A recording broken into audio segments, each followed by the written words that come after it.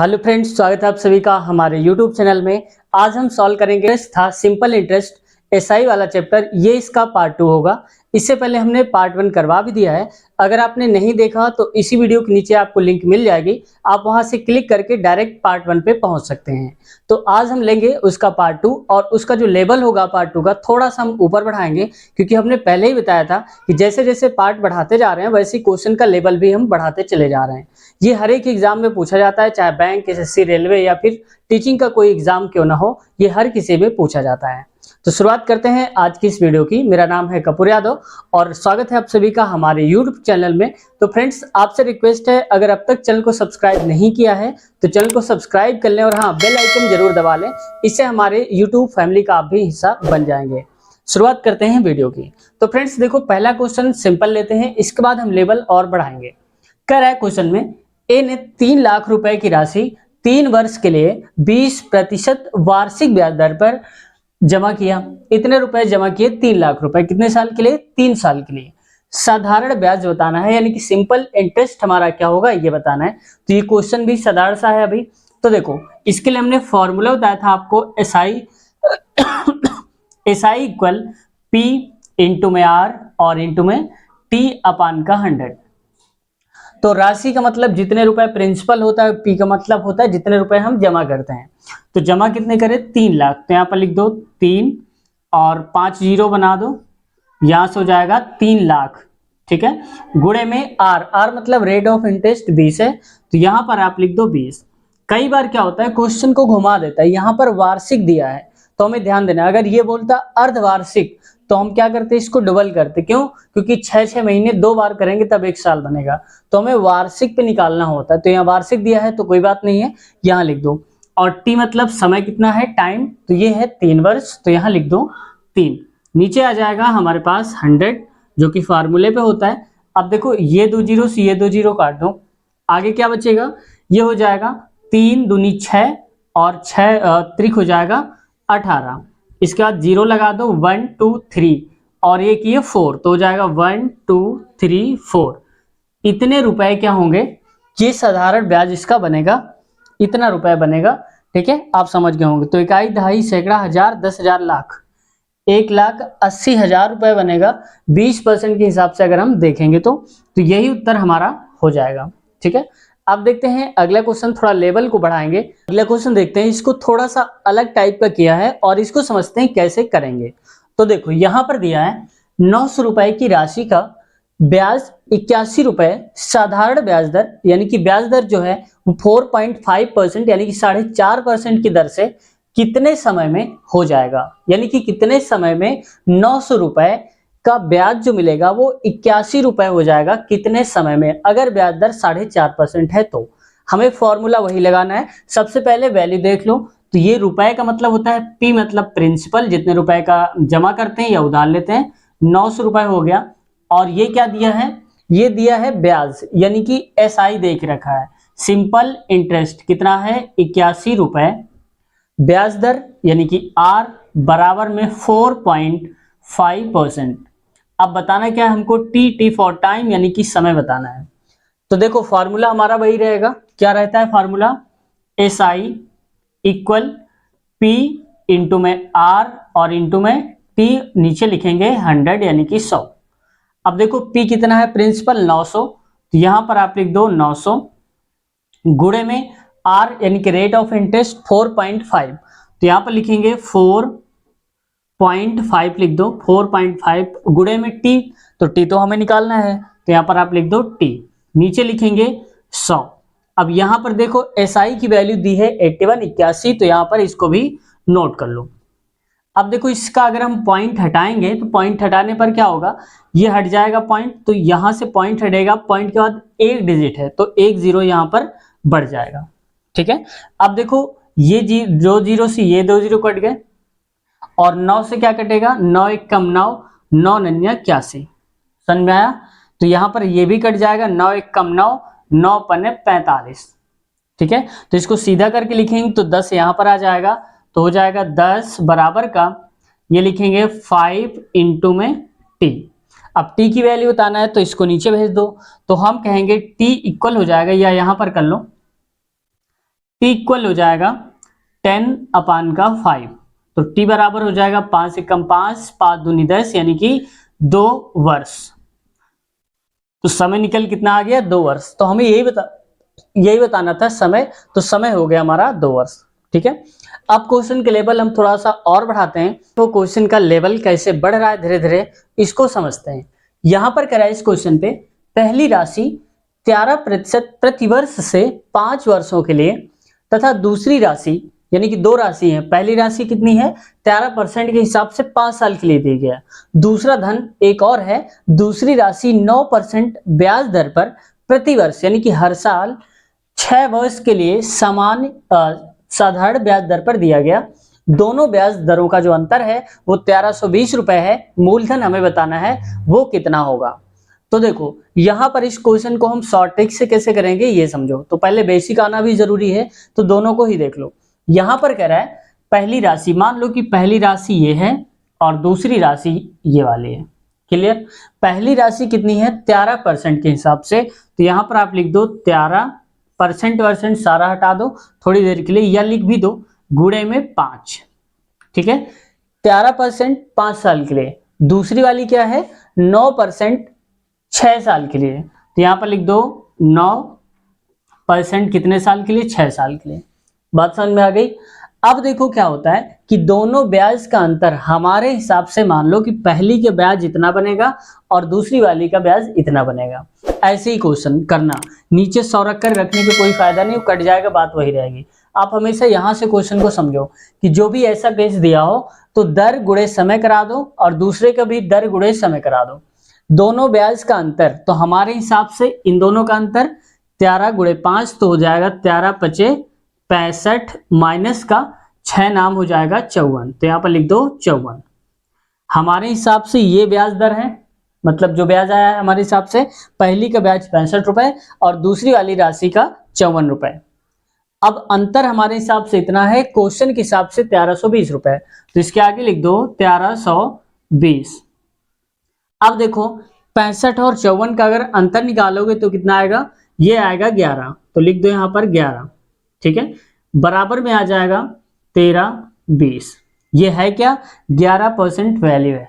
अब इसको अगर काट दोगे तो 1% की वैल्यू कितनी आ जाएगी, ये आ जाएगी 11 एकम 11 होता है, और यहां पर बचा कितना 2, तो ये जाएगा तो 22 हो जाएगा, तो 11 दूनी 22 और 0 लगा दो 120। यानी कि ये बताओ कि 1% की वैल्यू 120 रुपए है, और हमारे पास जो धन होता है वो 100% निकालना है, यानी कि पूरा निकालना है। तो अगर हम इसमें 100 से गुणा करा दें इससे, तो ये बन जाएगा 100%। तो 100 से गुणा यहां कराएंगे तो 100 से गुणा इधर भी तो कराना पड़ेगा, तो यहां पर भी कर दो 100 से गुणा, मतलब आ जाएगा। अब इसका कोई फायदा है नहीं, चाहो तो लिख दो 100%। बराबर कितना हो जाएगा, 12 लिखा है तो आप 12 लिख दो, और जीरो टोटल कितने हो गए, 1 जीरो ये हो गया, 2 इसके, यानी कि 3 जीरो, तो 1 2 और 3 जीरो, बस यही हो जाएगा।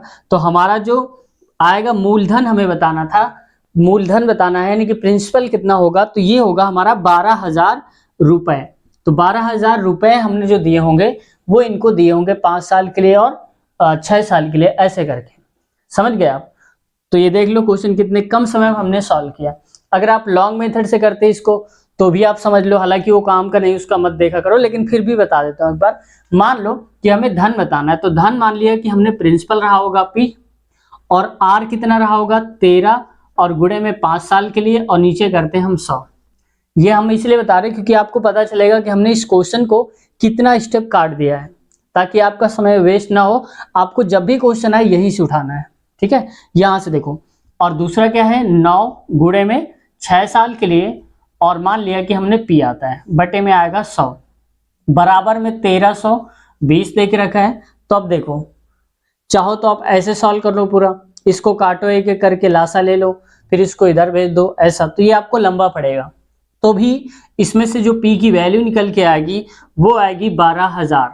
ठीक है, आप चाहो तो इसको सॉल्व कर लो, अगर ज्यादा आप महारथी हैं कैलकुलेशन करने के तो आप इसको एक बार सॉल्व करिए और चेक करके देखिए P की वैल्यू जो हमने लिखी है यहाँ पर क्या सही आ रही है।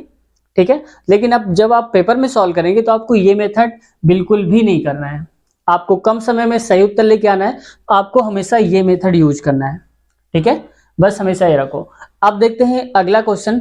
यहाँ पर लिखा हुआ है, इस क्वेश्चन में कह रहा है साधारण ब्याज पर ए को 8 वर्ष बाद 16% ब्याज मिला।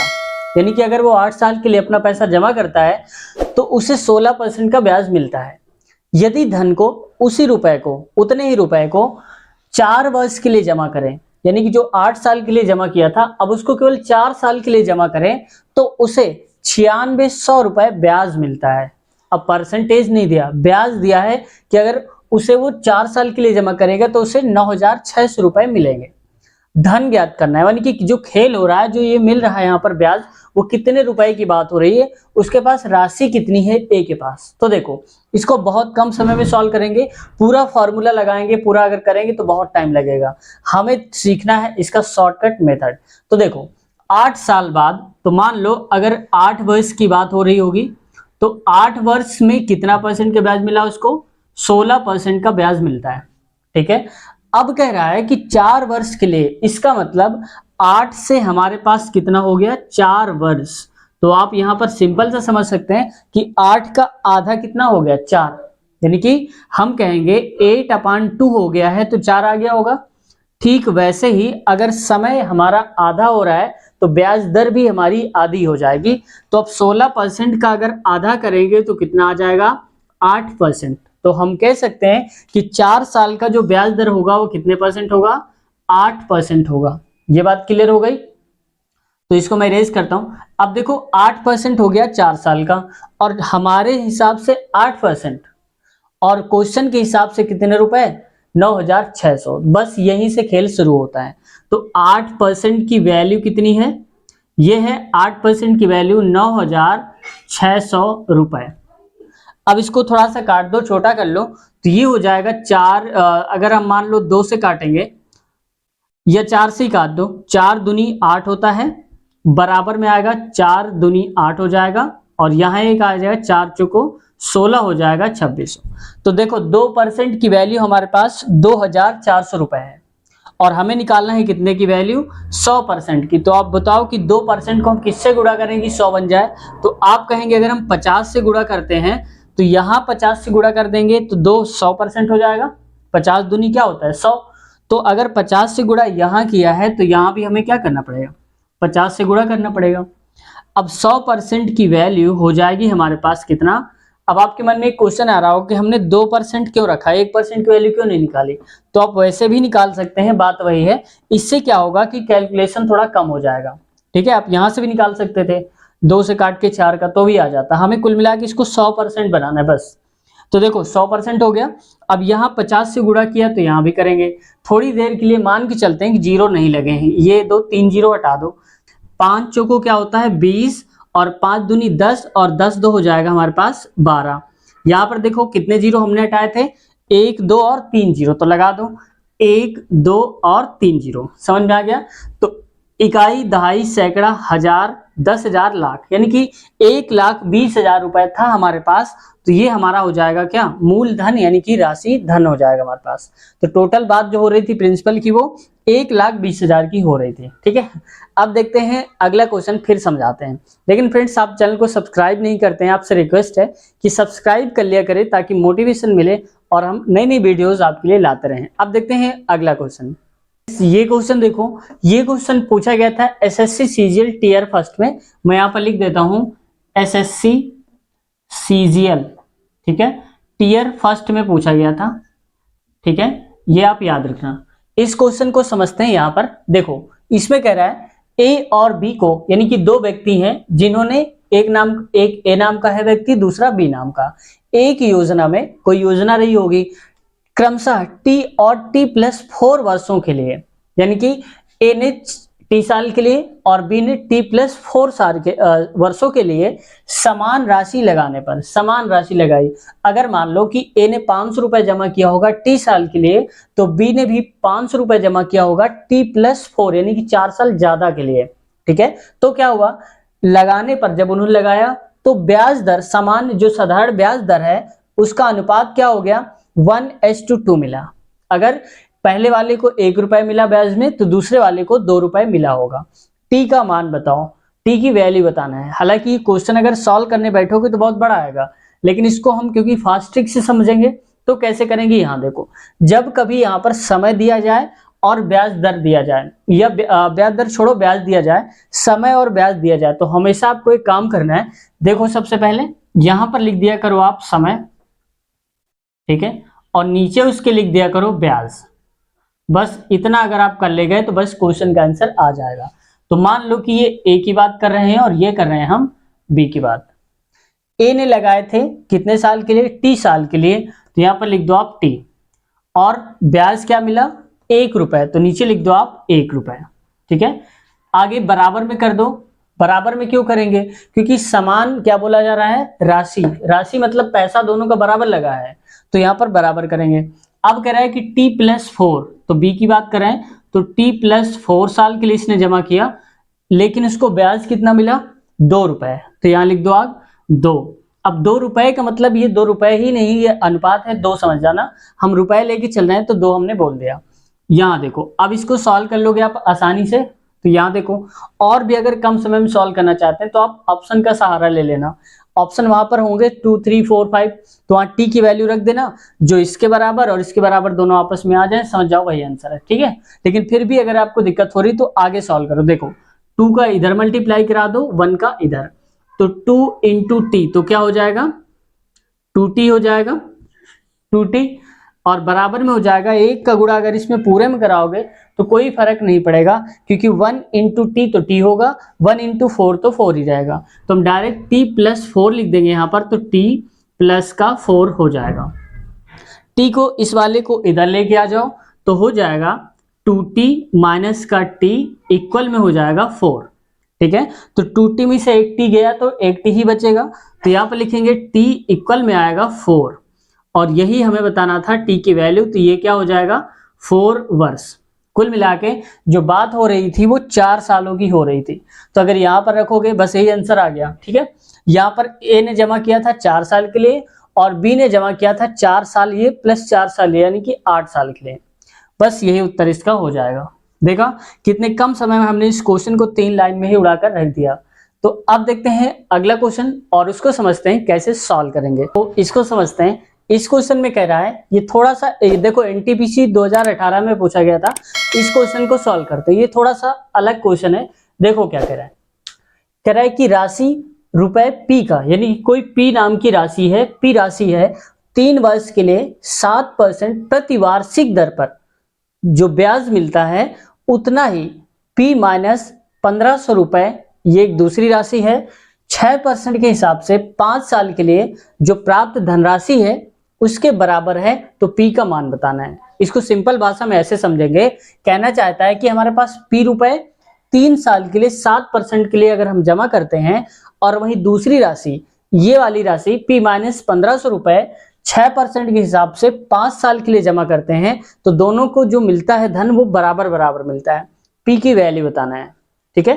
तो यहां पर देखो, सबसे पहले हमारे पास फॉर्मूला क्या होता है, ये होता है P इंटू में R इंटू में T अपान का 100, समझ गया आप। तो इसको पहले वाले को मान लो P1 R1 T1 बराबर है, बराबर का मतलब है कि पहली राशि जो है वो A मान लिया हमने, दूसरी वाली राशि के लिए मान लो P2 R2 एवं T2, ठीक है, और नीचे में आ जाएगा 100। अब आप वहां पर क्या करेंगे, वहां पर ये सब नहीं लिखेंगे क्वेश्चन में, पेपर में, आपको यहां से शुरू करना है। जो अगला स्टेप बता रहे हैं ये समझने के लिए है आप सबके। तो देखो पहली राशि क्या है P, और कितनी के हिसाब से, R की, यानी कि 7, और गुणे में कितने समय के लिए, 3 वर्ष के लिए, नीचे आ जाएगा 100। बराबर में कह रहा है P2 मतलब दूसरी राशि क्या है, तो P माइनस 1500 रुपए, यहां लिखेंगे P माइनस का 1500 रुपए, ठीक है। और क्या कह रहा है, R यानी कि दर क्या है 6% की, तो यहां लिखेंगे 6 और गुणे में क्या हो जाएगा 5 साल के लिए, तो इंटू में T यानी कि 5, नीचे आ जाएगा 100। यहां तक बात समझ में आ गई सभी को, मतलब हमने सिर्फ वैल्यू रखी, P की वैल्यू R की वैल्यू ऐसे करके। अब देखो जब बराबर है तो ये 100 से ये 100 कट जाएगा, तो मैं डायरेक्ट इसको कर देता हूं यहां पर। तो अब देखो इससे कोई तो कट नहीं रहा, कट रहा है अभी, तो देखो 3 एकम 3 और 3 दूनी 6, ये भी कट गया, तो यहाँ पर क्या बचेगा 7p, तो ये हो जाएगा 7p इक्वल में यहाँ पर लिखेंगे 5 दूनी 10 हो जाएगा, तो चाहो तो आप इसको और बढ़ा दो, p माइनस का 1500 और यहाँ आ जाएगा 5 दूनी 10, तो यहाँ पर लिख देंगे 10 वो भी गुणे में। ठीक है, अब इसको हम अंदर करेंगे, इससे गुणा कराएंगे, तो यहाँ पर आ जाएगा 7p, ये तो ऐसे ही रहेगा, 10 का गुणा p में कराएंगे तो आएगा 10p माइनस का 15 में 10 का, तो यानी कि 1500 लिख दो और एक जीरो और बढ़ा दो, तो इतना हो जाएगा। बात क्लियर। अब देखो p को इधर लेके आ जाओ, इसको इधर ले आओ, या फिर देखो इसको इधर ले आओ, इसको इधर भेज देते हैं, सबसे अच्छा रहेगा। तो देखो 10p माइनस का 7p बराबर में आ जाएगा 15,500 रुपए।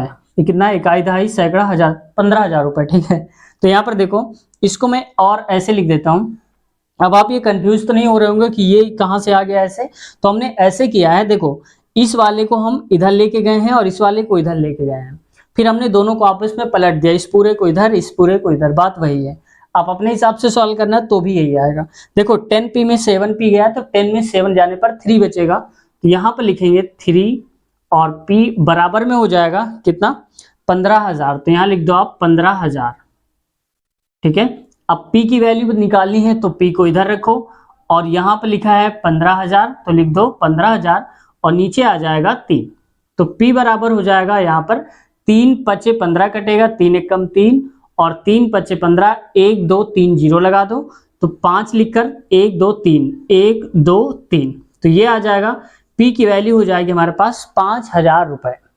यही हमारा सही उत्तर हो जाएगा, आप यहाँ से देख सकते हैं। ठीक है, तो हमने ये और स्टेप, चाहे अगर आप स्टेप गायब भी करना चाहते हैं पेपर में तो आप ये स्टेप और ये स्टेप हटा सकते हैं, डायरेक्ट आप यहाँ से सॉल्व कर सकते हैं, लेकिन फिर आपका कैलकुलेशन बिल्कुल सही होना चाहिए, क्योंकि कई बार अगर यहाँ का कैलकुलेशन कुछ गलत हो रहा है तो आगे तक पूरा क्वेश्चन गलत हो जाएगा। और वहां पर जो ऑप्शन दिए रहते हैं वो ऑप्शन भी ऐसे मैच करके वो लोग देते हैं कि ऑप्शन अगर 5 आएगा, यहाँ पर आप दूसरा कट करेंगे तो वो भी आंसर दिया होगा। ठीक है, तो आप टीचर्स जानते हैं कैसे पेपर में क्वेश्चन के जो ऑप्शन होते हैं घुमा घुमा के देता है, तो आप कंफ्यूज नहीं होना। अब आप इसको एक बार देख लो, ऐसे सॉल्व करेंगे। ठीक है, अब देखते हैं अगला क्वेश्चन। अगला क्वेश्चन आप सबके लिए यहाँ पर देखो, ये जो बीपीएससी टीआरई का फर्स्ट पेपर हुआ था उसमें क्वेश्चन पूछा गया था। हमने बोला भी था कि जितने हम क्वेश्चन ले रहे हैं या पार्ट फर्स्ट में जितने भी आगे भी लेंगे तो सारे के सारे वो पूछे जा चुके हैं, वही क्वेश्चन हम ले रहे हैं। देखो अगला क्वेश्चन है, ए ने बी को 600 रुपए 2 वर्षों के लिए तथा सी को 150 रुपए 4 वर्षों के लिए दिया। मतलब ए नाम का कोई व्यक्ति है, उसने बी को पैसे दिए, कितने रुपए, 600 रुपए, और बोला कि 2 साल बाद मुझे वापस कर देना। और इसी ने, ए ने ही सी को भी पैसे दिए, कितने, 150 रुपए, और बोला कि 4 साल बाद हमें वापस कर जाना। तो जब वापस हुआ तो कुल दोनों का ब्याज, यानी कि बी ने जो ब्याज दिया होगा और सी ने जो ब्याज दिया होगा, दोनों का ब्याज जो मिलाकर है वो 90 रुपए मिला। ब्याज दर ज्ञात करना है साधारण, तो आप जानते हैं हम पढ़ रहे हैं यहाँ पर, तो ब्याज दर हमें ज्ञात करना है। तो ब्याज दर के लिए हमें सिंपल सा यही देखना है। सबसे पहले हम बात कर लेते हैं किसकी, एक है बी और दूसरा है सी। ए ने तो पैसा दिया है ना, तो गया किसके पास, बी के पास गया, सी के पास, तो हमें हिसाब तो बी और सी का ही करना है ना। तो आगे देखो कितने रुपए, 600 रुपए, तो हमारे पास एक फॉर्मूला होता है, क्या होता है, P इंटू में R और इंटू में T। ठीक है, और अपान में नीचे लिखते हैं 100। ये कब का है, जब हमें साधारण ब्याज ज्ञात करना होगा, तो साधारण ब्याज यही तो मिला है। और यहां पर इसको मान लो P1 R1 T1 प्लस का P2 R2 प्लस, गुणा कर लो, यहां पर माफ कीजिएगा गुणा होगा, तो इंटू में T2 अपान में आ जाएगा नीचे 100, और टोटल कितना रुपए हमें मिल रहा है, 90 रुपए। तो यहां पर 90 रुपए मिल रहा है। अब वैल्यू रख दो इसी में, तो P1 की वैल्यू कितनी है, 600, तो हो जाएगा 600 गुणे में R कितना है, यहाँ पर R हमें बताना है, तो हमने मान लिया कि R यहाँ पर देखो सेम रहेगी ब्याज दर, तो यहाँ पर R2 नहीं होगा, यहाँ पर R1 नहीं होगा, सिर्फ R होगा। क्यों, क्योंकि इसके लिए रेट ऑफ इंटरेस्ट वही है जो इसके लिए है। अगर 10% यहाँ होगा तो 10% यहाँ भी होगा। तो R मान लो, R हमें नहीं पता है, टाइम कितना है, 2 वर्ष, तो लिख दो 2 गुणे में T, समझ गया आप। और नीचे लिख दो ये T1 क्या था, T था, T तो दे के रखा ना, आर करना है, यहाँ पर आर कर लो, नीचे आ जाएगा 100 प्लस का देखो P2 मतलब कितनी वैल्यू 150 रुपए 4 साल के लिए, तो हम कहेंगे 150 गुणे में 4 और आर तो आर ही रहेगी ब्याज दर, नीचे में लिखेंगे 100 बराबर आ जाएगा 90 रुपए। क्लियर।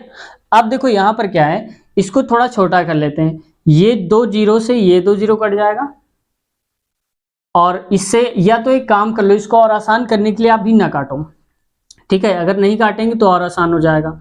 ऐसे देखो 600 600, इनका अगर एलसीएम भी लेंगे तो 100 ही आएगा, तो इन दोनों को ऊपर वालों को ऐड कर दो, जब नीचे वाले सेम होते हैं तो दोनों ऊपर वालों को ऐड कर देते हैं, तो 6 दूनी क्या हो जाएगा 1200, 1200 आर प्लस का ये हो जाएगा 15 चौको 60, यानी कि हो जाएगा 600, 15 चौक 60 600 आर, और ये जो 100 लिखे हैं तो यहां पर आ जाएगा 100 बराबर में लिखेंगे 90। ये बात क्लियर है। अब यह इसको इधर भेज दो और इन दोनों को जोड़ दो, तो यहां पर इसको मैं लिख देता हूं, तो 1200 आर और 600 आर, तो यहां पर कर दो 1200 600 कितना हुआ 1800, तो यहां पर लिखेंगे 1800 आर बराबर हो जाएगा, ये 100 इधर आ जाएगा तो ये बन जाएगा 9000, तो यहां पर लिखेंगे 9, ये 9000 हो जाएगा। अब आर की वैल्यू बतानी है तो आर देख लो, यहां पर हो जाएगा आर बराबर में 9000 बटे में आ जाएगा 1800, 1800। बात क्लियर। अब देखो ये 2 जीरो से ये 2 जीरो काट दो, कट गया, अब इसको काट दो पहले और लिख लो, नहीं तो अब हौच पहुंच जाएगा, 90 बटे में आ जाएगा 18, ठीक है, इसको काट दो, 18 एक कम 18, 18 पंचे 90, मतलब जो रेट ऑफ इंटरेस्ट आएगी, ब्याज दर आएगी, वो आ जाएगी 5%। बस हमें यही बताना था, इसका उत्तर समझ गए आप। तो इसको आप सॉल्व कर सकते हैं इस टाइप से, और कम समय में अगर सॉल्व करना है आपको तो बस सिंपल सा आप क्या करना है, आपको हमेशा ये ध्यान देना है कि हम इस स्टेप को नहीं लिखेंगे तो भी काम चल जाएगा। क्यों नहीं लिखेंगे, क्योंकि हमें P1 T1 पहले वाली की वैल्यू लिख दो, पहले गुणे पहले कर दो, और दूसरे वाले का दूसरे साथ गुणा कर दो, नीचे लिख दो 100 बराबर में कर दो इतना। अगर कहता कि कुल दोनों के ब्याज का अंतर है तो यहाँ पर क्या लगाते माइनस, जैसे पिछले क्वेश्चन में किया था। अगर कुल ब्याज मिल रहा है तो प्लस करेंगे इसका ब्याज प्लस इसका ब्याज बराबर 90 रुपए, तो बस ब्याज दर कितनी रही होगी 5%। अगला क्वेश्चन समझते हैं, ठीक है। कैसा क्वेश्चन है, ये कह रहा है P रुपए, यानी कि रुपए P है, 12% प्रतिवर्ष ब्याज दर 3 वर्षों तथा 5 वर्षों के साधारण ब्याज का अंतर 2880 रुपए है, P का मान ज्ञात करना है। कुल मिला के कहने का मतलब है हमारे पास राशि है P 12% के हिसाब से 3 साल के लिए, और 5 साल के लिए अगर हम देते हैं उसको, तो जो अंतर मिलेगा ब्याज का वो मिलेगा 2880 रुपए। P का मान बताना है, तो देखो सेम वही करना है हमारे पास, क्या फार्मूला लगाना है P इंटू आर इंटू में T, ठीक है, इस क्वेश्चन को, और नीचे लिखने हैं 100, और यहाँ तो ऐसा ही होता है, तो अब आपको ऐसे कर देना है। तो मान लो कि यहाँ पर क्या लिखा हुआ है P,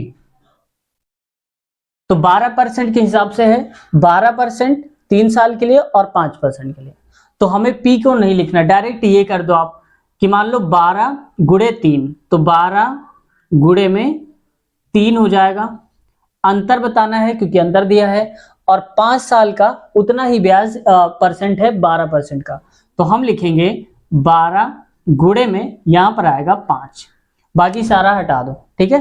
ब्याज का जो अंतर है वो कितने रुपए है, इतने रुपए, बराबर हमें लिखना है कितना 2880 रुपए लिखना है। 12 3 हो जाएगा कितना 36, माइनस का 12 पंचे हो जाएगा 60, बराबर में लिखेंगे 2880।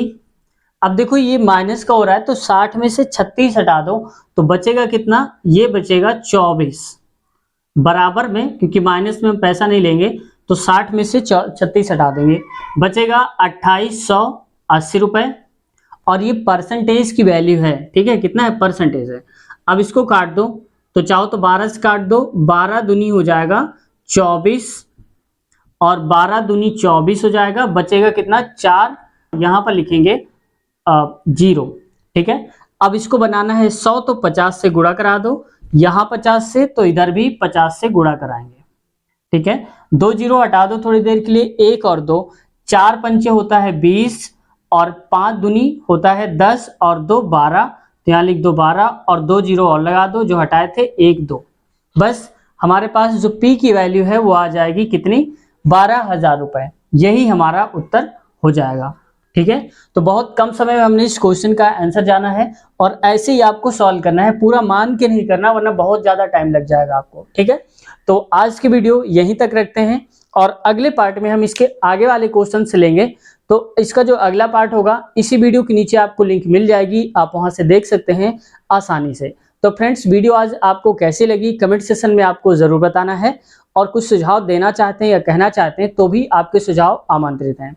इसके साथ साथ फ्रेंड्स, हमने कई सारे पार्ट्स करवा दिए हैं, चाहे वो टाइम एंड डिस्टेंस हो या टाइम एंड वर्क हो, परसेंटेज हो, तो ना बोट एंड स्ट्रीम, नाव और धारा वाले। तो अगर आप ये चैप्टर देखना चाहते हैं, complete serial wise part wise देखना चाहते हैं, तो हमारे चैनल के प्लेलिस्ट में जाइए और चैनल के प्लेलिस्ट ओपन करते ही गणित वीडियोस आएगी वहां प्लेलिस्ट, उस पर आप क्लिक करेंगे तो सारी वीडियोस आपके सामने खुल करके आ जाएंगी।